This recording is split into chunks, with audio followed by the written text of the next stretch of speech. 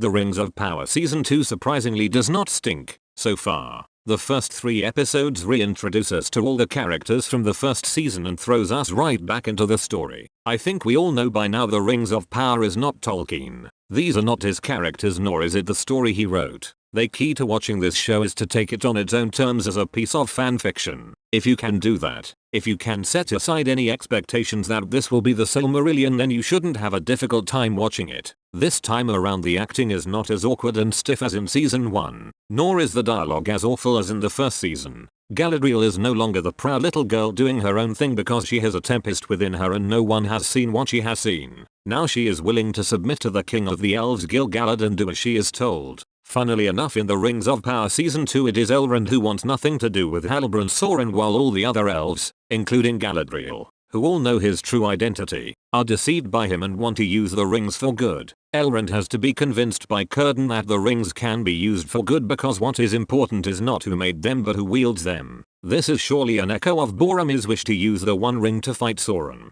There are also less half-foots this time, and thank goodness, because that tribe was really irritating with their ridiculous accents and faux togetherness as they were willing to leave one of their own behind. Now there are only 2 half-foots traveling with the wizard, who is nameless but is obviously Gandalf. In episode 3 we see the beginning of the forging of the Rings of Power as Celebrimbor invites Prince Durin to Eregion and explains these rings will help heal the mountains which were affected by an earthquake when Mordor was formed. Sauron Halbrand is the most interesting character because now he has a new disguise, Anatar, the Lord of Gifts. We see him emerge from the flames looking much like Jesus. He tells Celebrimbor that fashioning the rings will make him the Lord of the Rings. Episode 1 begins with a flashback showing us how Sauron Halbrand ended up on the boat where he met Galadriel. That was an interesting backstory that Amazon could not have showed us in season 1 without ruining the surprise about the true identity of Halbrand. Once again, the key to watching this show is to abandon all hope of finding Tolkien in its plot. He is totally absent from this show.